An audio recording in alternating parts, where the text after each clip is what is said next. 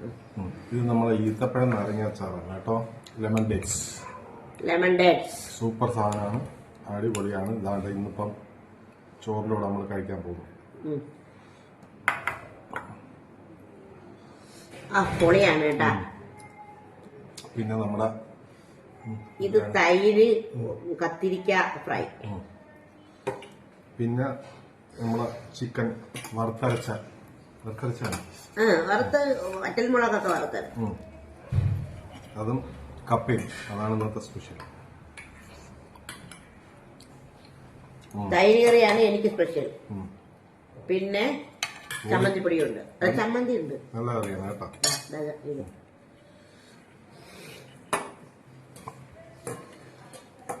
പിന്നെ ചമ്മന്തിപ്പൊടി ഉണ്ട്, അല്ല ചമ്മന്തി ഉണ്ട്, ഉണ്ടമുളക് വെച്ചരച്ച ചമ്മന്തി.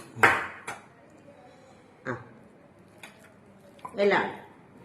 അപ്പൊ എല്ലാവരും വായോ. ഇതിൽ നോക്കി, ഇത് നോക്കി, ഇത് കണ്ട, ഇത് പച്ചരിച്ചോറാണ്. പുതിയ എടുത്തോണ്ട് ആർക്കെങ്കിലും പച്ചരിച്ചോറ്. എനിക്ക് കൊതിയ പച്ചരിച്ചോറും ചിക്കൻ കറിയാണ് കോമ്പിനേഷൻ. ആണോ? ഓക്കെ, എന്നാ നമുക്ക് കഴിക്കാം.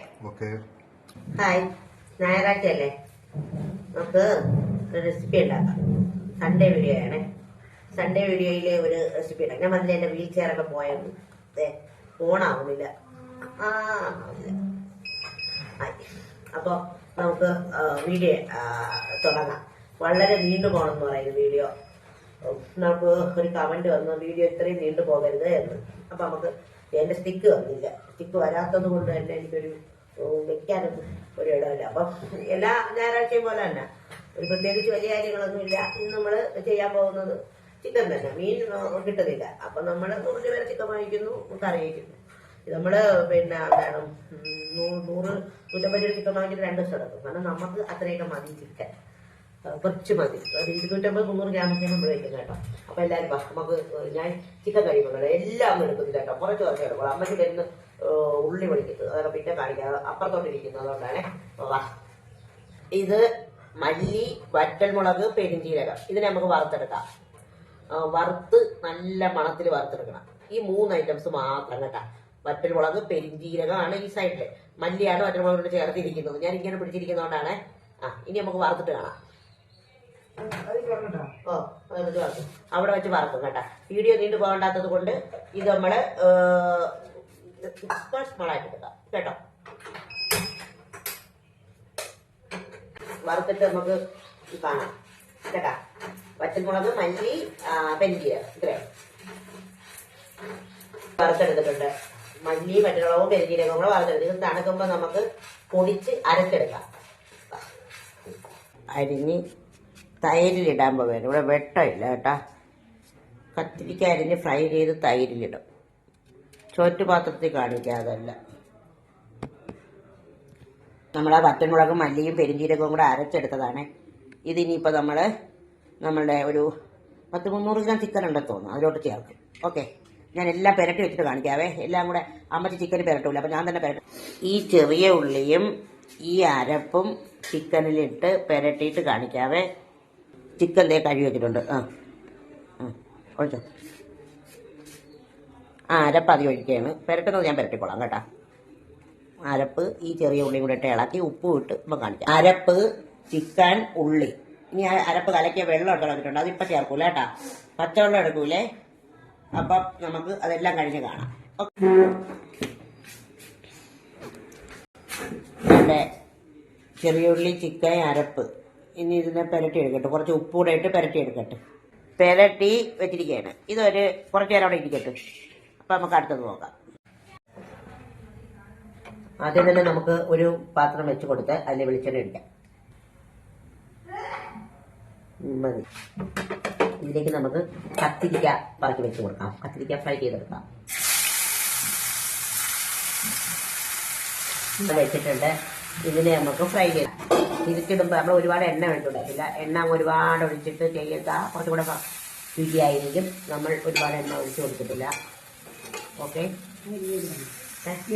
നമുക്കതിനെ ഒരുപാട് മുട്ടിട്ടില്ല, ഇങ്ങനെ മുട്ടാൽ മതി. നമുക്ക് എണ്ണ ഒഴിച്ചു കൊടുക്കുന്നില്ല, ഇത്രയും ഒഴിക്കുന്നുള്ളൂ. ഇനി അതിലോട്ടിടും, തൈരിങ്ങോട്ട് കൊടുക്കുന്നു. ഈ തൈരിലോട്ടിടും കേട്ടോ.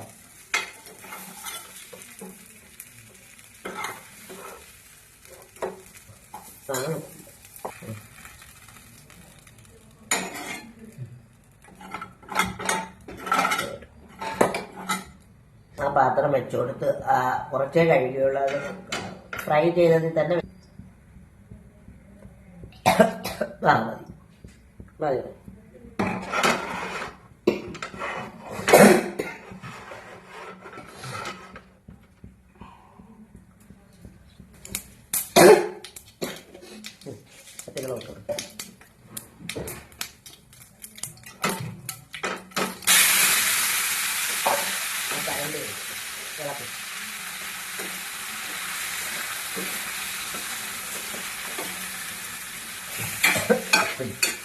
പുരട്ടി വെച്ചിരിക്കുന്ന ചിക്കനാണ് അതിലേക്ക് ഇട്ട് കൊടുക്കും.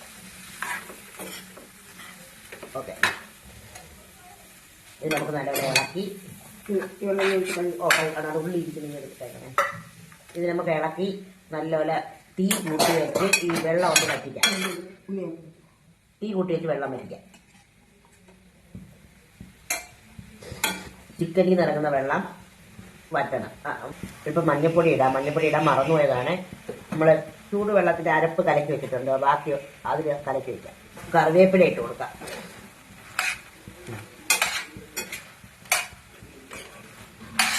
പണ്ടത്തെ രീതിയാണ്, വെളുത്തുള്ളി ഇഞ്ചി തക്കാളി ഒന്നും ഇടില്ല. വെള്ളം എല്ലാം വറ്റി ഇട്ടിട്ടുണ്ട്. അപ്പം നമ്മൾ അരപ്പ് കലക്കി വെച്ചിരിക്കുന്ന വെള്ളം ഒഴിച്ചു കൊടുക്കുകയാണേ.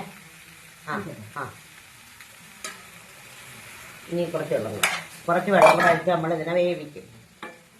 ഉള്ളിയൊന്നും വഴറ്റാതെ ചെയ്യുന്നതാണ്. പണ്ട് ഇങ്ങനെ ഇരുന്നു, പണ്ട് എന്തിനാണോ ചെയ്യുന്നത് അതാണ് ഞാൻ ഇപ്പം ചെയ്യുന്നത്. ഇത് നാടൻ കോഴി ആയിരിക്കണം ഒരു, എന്നാലേ അത് കൊള്ളാവും.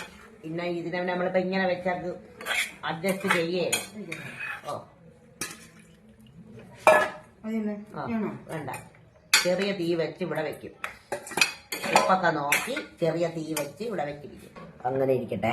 ആവശ്യത്തിന് വേണ്ടി കുറച്ച് ഗരം മസാല ഇട്ടായിരുന്നേ, അതെടുക്കാൻ പറ്റില്ല. അല്പം ഗരം മസാല മാത്രമേ ഇട്ടുള്ളൂ. വെളുത്തുള്ളി ഇഞ്ചി തക്കാളി ഒന്നുമില്ലാത്ത പഴയ കാലത്തെ കറി. ഇപ്പോൾ കറി റെഡി ആയിട്ടുണ്ട് കേട്ടോ. ഇത്രയേ ഉള്ളൂ പണി.